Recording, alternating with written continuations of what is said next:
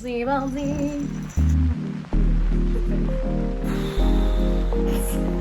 Alors, oui.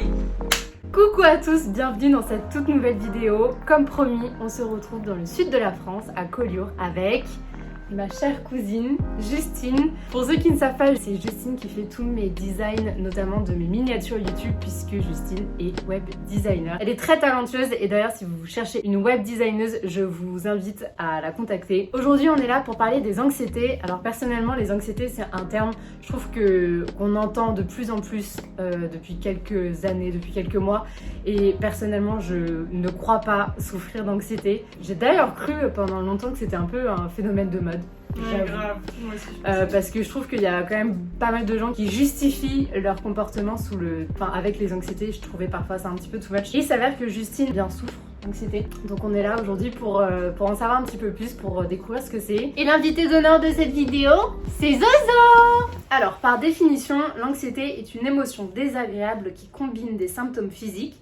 Le cœur qui bat vite et fort, la respiration semble difficile, présence de sueur, tremblement, étourdissement ou main moite, corps crispé, muscles tendus et des pensées anxieuses. Inquiétude, rumination, obsession, doute, crainte. Donc une émotion qui combine des symptômes physiques et des pensées anxieuses. Après, la définition elle est un peu too much. Déjà t'as pas tout ça d'un coup. Oui. Après là c'est plus une crise d'angoisse. Et encore, le cœur bat vite et fort. Ouais, parfois, admettons. La respiration semble difficile, ça me l'a jamais fait. Présence de sueur, ça me l'a jamais fait. Tremblement, j'avoue ça me le fait. Main moite, ça me le fait. Quand est-ce que tu as commencé à avoir des anxiétés? Je pense que je suis née avec.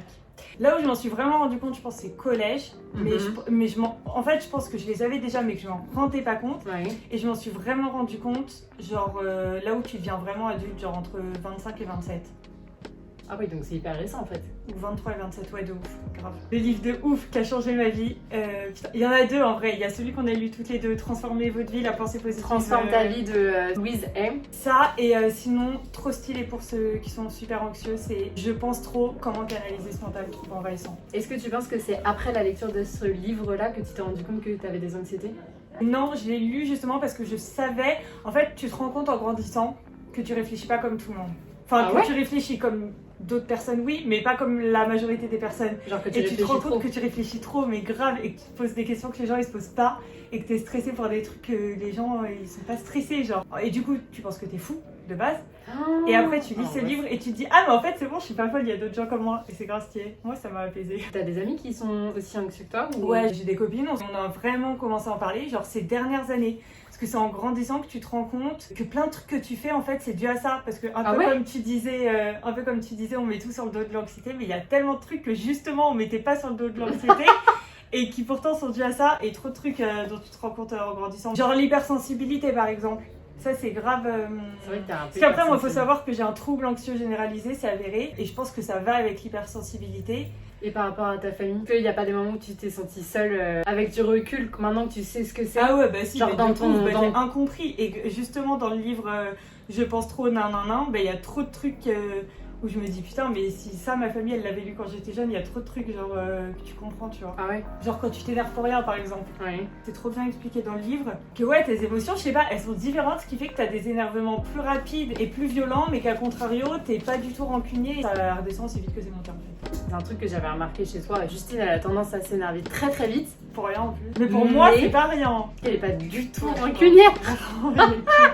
Genre, alors que moi, je m'énerve. Je suis vraiment très rancunière. Genre, si tu m'as énervé au début de la journée, même si tu t'es excusé, etc., bah c'est trop tard, tu vois, genre tu m'as saoulée. Et ça peut durer des jours. Après, sur le long terme, je suis pas rancunière, dans le sens où je me dis que on a qu'une vie, vas-y, je vais pas m'énerver toute ma vie, tu vois. C'est juste qu'il te faut plus de temps pour redescendre. Ah ouais, carrément. Quand j'étais petite, c'était vraiment ça. Il y avait un truc qui me saoulait, je le disais pas, du coup, je faisais du boudin. Ensuite, la personne trouvait la raison de ma colère. Mais j'étais en mode non, c'est trop tard, tu vas pas deviner, c'est trop tard, donc je vais rester énervée parce que t'as pas deviné à temps. Mais bon, ça c'est un autre sujet, mais du coup c'est vrai que pour ça on a toujours été très différentes. Ouais, c'est vrai. Mais aussi pourquoi? Parce que quand t'es super anxieux, bah déjà tu détestes être dans le conflit. Je sais pas si c'est un fait avéré, tout ce que je dis c'est mon expérience à moi. Mais des gens que je connais et de moi, genre on déteste le conflit, bah parce que déjà on est anxieux de base, donc si tu rajoutes des conflits au-dessus, franchement t'as envie de te tirer une balle. Et tous les conflits en plus prennent une place démesurée dans ta tête, tu te dis putain on va plus être amis, putain mais j'aurais pas dû dire ça, putain mais j'ai été trop méchante, putain mais nanana. Du coup t'essayes d'arrêter le truc le plus vite possible pour que tout redevienne peace et comme ça t'es heureux dans ta zone de confort. Mais ouais, et aussi un truc qui est trop vrai quand t'es anxieux, enfin qui est vrai pour moi, je fais un peu des trucs qui sont un peu autistiques. Quand je rentre chez moi le soir, je fais tout dans le même ordre, je mange dans des créneaux horaires toujours le même. En vrai, moi aussi. Je fais tout dans le même ordre, mais ça parce que je trouve que ça fait trop une zone de confort qui fait que t'es pas stressé. Ouais, Ça permet d'éviter les imprévus qui rajoutent du stress. Depuis pas très longtemps, je me retrouve un petit peu dans ce genre de situation. Moi, c'est plus en rapport avec la nourriture, par rapport à la sèche, à la sèche, la compète, la prépa, etc. Et la dernière fois, je savais que je faisais une journée hors de chez moi. Et en fait, ça m'a tellement stressée de savoir que j'allais pas manger ce que je mange d'habitude, que j'allais pas manger aux heures aussi de d'habitude, que je me suis donné un mal de bide qui m'a empêché de dormir la nuit. Je pense notamment que c'est parce que j'étais stressée et anxieuse. Pour la première fois de ma vie, même là c'est vacances, tu vois, de me dire que je vais pas manger les aliments que j'ai l'habitude de manger. Ah, pourtant t'es détente, je trouve. Hein. Je suis détente. J'étais plus stressée que toi, je trouve. Mais j'avoue que je me dis, bon, j'ai quand même hâte de retourner dans ma cuisine pour reprendre mes habitudes, quoi. Non, mais en plus, la pauvre, elle arrive, on lui sort des restos, des pizzas et des frites tous les soirs. Elle passe de rien à tout. Ouais, du coup, les anxiétés, est-ce que tu trouves que depuis qu'on en parle depuis quelques années, ça t'a aidé, toi? Ouais, grave. Enfin, grave. Je sais dans le sens où c'était peut-être un petit peu tabou, tu vois, avant. Déjà, c'est vrai que notre époque, bah c'est grave. Banalisé, ouais. Pas dans le mauvais sens. Ouais, dans le bon sens, grave. Il y a plein de meufs qui en parlent parce que je pense que ça touche plus les meufs. Je sais pas si c'est un fait avéré ou pas, mais j'ai l'impression que ça touche plus les filles. Bon, après, Et c'est possible parce que souvent il y a des trucs qui touchent plus les femmes, donc je pense que c'est possible. Mais ouais, rien que sur Instagram, Lena Situation, elle en parle de ouf de ça. Et rien que ça fait grave du bien de se dire ah, mais en fait, il y a d'autres meufs qui ont l'air trop stylées. Et en fait, elles aussi, elles sont en mental. Et en plus de ça, bah du coup, les gens ils conseillent des livres. Et les livres, en vrai, c'est cool. Moi, j'étais grave, genre, je détestais grave les livres de développement personnel et tout. Et le premier que j'ai acheté, je sais même pas quand j'en suis venue, parce que je faisais une dépression et je sais pas, je devais être tellement au bout de ma vie que je me suis dit, au fond du trou pour foutu, ma grande, ça va, tu vas rien faire. Et j'ai lu justement Transformer votre vie, nanana, que t'avais lu aussi. Et donc rien que ça, franchement, ça aide de ouf. D'entendre les gens en parler, ça aide de ouf. Je consulte depuis genre 1 an et donc il aura fallu genre 26 ans.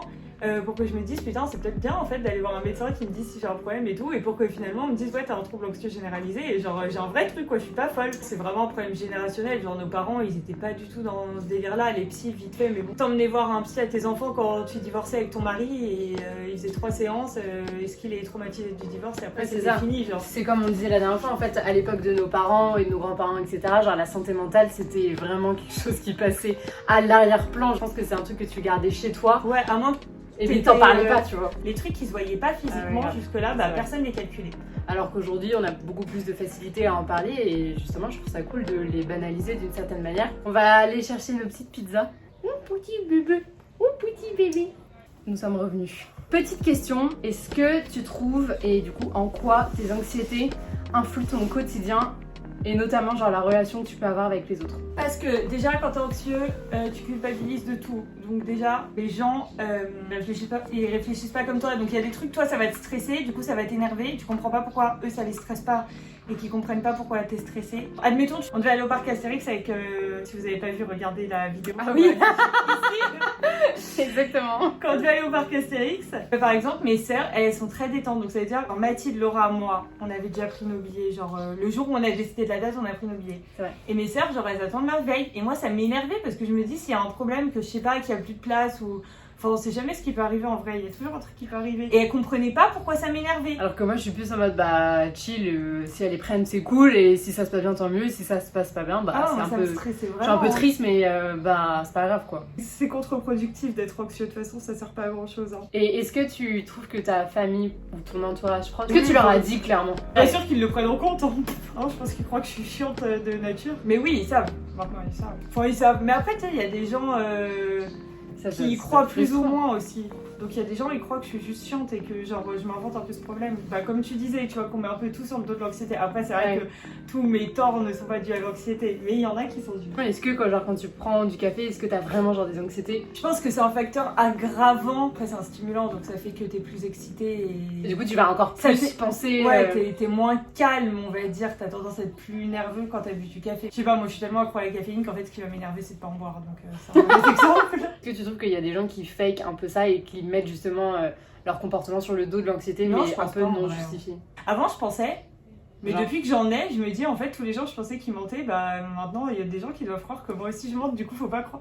Je pars du principe que tout le monde dit la vérité parce que sinon on s'en sort plus. Et est-ce que tu trouves que ça influe tes choix dans la vie? Oui, grave. Bah déjà, par exemple, je m'en suis rendu compte super récemment, mais dès que je dois sortir à une soirée, alors que genre, je suis contente, hein, et bah je fais des mini crises d'angoisse. Pas des trucs de ouf, hein, mais genre dès que je suis cassée dans mon rituel, que j'ai un truc à faire, et bah du coup je fais des mini crises d'angoisse. Je suis contente de sortir en plus, je sais pas pourquoi je me fais du mal gratuitement. Et ce que je fais beaucoup aussi, c'est de l'anxiété d'anticipation. Ça, c'est le pire truc, c'est quand tu sais que tu dois, genre que tu pars par exemple samedi en train. Genre là, admettons, il y a une semaine, je devais prendre le train. Je savais que j'avais le chien pendant 12 heures. Et tous les jours, j'y réfléchissais, je cherchais des solutions, alors qu'il n'y en a aucune, ça sert à rien d'y penser. Ah ouais, et que ça me fait de ouf, moi aussi, c'est l'anxiété de quand t'as bu. En Angleterre, ils appellent ça l'anxiety, un petit mélange de hangover et anxiety. En gros, t'as des hormones du cerveau qui, quand tu bois, sont surproduits. Du coup, ton cerveau, il calme la production. Et sur les gens qui sont très anxieux de base, et bah, le lendemain matin, quand tu te réveilles, ton cerveau, il a bloqué la production. Donc toi, déjà que t'en as pas beaucoup, en plus, il a bloqué. Et bah, tu te réveilles anxieux à la mort. T'es comme ça. Parfois, je me réveille, je tremble le matin. C'est horrible. Quand t'as bu la veille. Quand t'as bu la veille, ouais. Bon, après, peut-être que l'explication que j'ai donnée est un peu bancale, mais grossièrement, c'est ça. C'est ton cerveau qui essaye de contrebalancer un truc. Et que toi, de base, t'as pas beaucoup. Et du coup, t'es super anxieux le lendemain matin. Et en plus, quand t'es hypersensible... Je sais pas si c'est lié ou pas, hypersensibilité, anxiété, je sais pas. Ça fait que tous mes sentiments sont super, mais ça c'est un vrai fait aussi, je pense que Mathilde peut en témoigner, je suis super excessive. La joie est disproportionnée, mais du coup la tristesse est disproportionnée aussi. Et donc mes peurs sont disproportionnées, enfin tout est disproportionné. Bon après ça a des bons côtés, parce que quand je suis heureuse, je suis super heureuse. En fait ce qui est cool avec toi, c'est que t'es vraiment une personne entière. Après ça, je pense que c'est ton caractère et c'est qui tu es, tu vois. Ouais. Est-ce que tu trouves que ça influe tes relations amoureuses? Ouais grave, mais ça influe dans toutes tes relations en général, parce que bah c'est ce que je disais tout à l'heure en vrai. T'es stressé pour des trucs, la personne elle le comprend pas, du coup ça crée grave des incompréhensions. Et genre toi par exemple le soir quand t'arrives pas à dormir, c'est parce que... Je mets littéralement 1h30 à m'endormir, parce que d'abord avant de m'endormir, je dois repasser en revue tous les problèmes que j'ai dans ma vie, les résoudre. Et après je peux m'endormir, donc tous les soirs je résous les mêmes putains de problèmes dans ma tête. Ah oui, alors que tu vois, genre moi avant-hier j'arrivais pas à m'endormir. Ça va mieux. Et du coup j'étais en train de penser à la petite poule que je vais dessiner le lendemain, parce qu'en ce moment je suis en train de dessiner. Et voilà, on n'a pas le même genre de problème. Et moi je me demandais si la poule elle avait une crête ou si c'était que les coques. Voilà mes genres de pensées avant de dormir. Et en plus, tu pensais qu'elles en avaient pas alors. Bah, ce qui est trop intéressant dans le livre dont je parlais tout à l'heure, là, Je pense trop, nanana, et bah, ils expliquent que les gens très anxieux en général, et en fait, les gens normaux, on va dire, ils ont un schéma de pensée qui fait qu'ils pensent à un truc, après ils pensent à un autre truc, après ils pensent à un autre truc. C'est linéaire. Alors que chez les gens anxieux, et bah, tu penses à un truc, qui pense à 2 trucs, qui pense à 4 trucs, qui pense à 8 trucs. Et en fait, du coup, ton cerveau il est tout le temps surchauffe parce que tu penses à 1000 trucs d'un coup. Et ça, je me suis dit, c'est trop vrai. Et quand tu te rends compte que t'es en train de penser à 48 trucs en même temps, genre il se passe quoi? Est-ce que tu dis genre. Tu vas finir par te recentrer un moment, mais entre temps, ça a eu le temps de te fatiguer, tu vois. Ça me fait penser à un truc, par exemple, moi, et bah, je peux pas faire un seul truc. Genre, je peux pas juste travailler ou juste regarder la télé. Quand je regarde la télé, il faut que je joue à mon portable en même temps. Quand je travaille, il faut que j'ai un truc sonore en fond, parce que sinon, j'arrive pas à me concentrer sur une seule source. J'ai besoin de plusieurs sources pour me focus sur un truc. Et ça, je pense qu'il y a un rapport avec l'anxiété. Oui. C'est parce que tu as besoin que ton cerveau il soit full utilisé pour pas penser, justement. Je sature genre ta concentration pour plus avoir aucun autre espace de pensée, genre. Ouais, c'est ça. Les périodes où je suis en couple, je suis moins anxieuse parce que bah, du coup, t'as l'impression que tu peux te reposer sur quelqu'un. Du coup, t'es moins anxieux parce que tu sais que quelqu'un il pensera pour toi. Ça t'enlève une charge mentale sur des trucs, tu vois. Oui. Est-ce que tu penses que du coup ça peut se calmer avec le temps? Je pense que t'apprends, ouais. En tous les cas, tu peux te changer toi-même. T'apprends à te connaître. En apprenant à te connaître, t'arrives à canaliser tes trucs, je pense. Et c'est chaud parce que genre souvent quand t'apprends à te connaître, c'est les moments où t'es tout seul. Pourquoi quand t'es tout seul? Et t'habites tout seul et du coup tu vois comment tu fonctionnes et tout. Alors que quand t'es avec des gens, t'es tout le temps influencé, donc c'est jamais vraiment toi qui choisis. Ou... Il y en a plein qui disent que t'apprends à te connaître le moment où tu pars aussi. Quand tu pars en voyage tout seul, c'est vraiment un moment où justement t'apprends. Peut-être, je sais pas, je l'ai jamais fait, du coup peut-être que je me connais pas. Bah moi, je vais peut-être le faire. Je n'en parle pas plus, mais il y a moyen que ça se fasse dans pas trop longtemps. Teaser vlog de septembre. Mais je veux pas me porter la poisse, alors je vais rien dire ici. Parce que ça se trouve, je vais pas avoir les cojones et je vais pas le faire parce que j'avoue que ça me fait très peur. Hier soir, quand je m'endormais, je me disais qu'est-ce que je vais pouvoir dire et tout. Et là ce soir, je vais me dire putain, j'ai pas dit ça alors que c'était trop important. Bah voilà, on ferait une partie 2. En tout cas, après une partie 2, ça va me déstresser. Tu vois une solution à mon anxiété. En tout cas, s'il y en a qui souffrent d'anxiété, n'hésitez pas à partager votre témoignage. Une fois de plus, ça fait toujours plaisir de vous lire. Et puis pour le coup, c'est Justine, je pense, qui vous répondra. Ouais, je vous répondrai. Là, il faut parler de la santé mentale, c'est important, on en parle de plus en plus et ça fait du bien, je pense. C'est cool de parler, de s'ouvrir aux autres. Peut-être qu'on se sent tout seul ou peut-être qu'on se sent bizarre de ressentir ça ou ça. Alors que, généralement, on n'est pas tout seul, en vrai. Merci d'avoir visionné cette vidéo. Merci à toi Justine d'avoir partagé ton Ouais, témoignage. merci à On vous fait des bisous. On va quoi? Manger la pizza. Bisous. À dimanche prochain 18h. Mouah.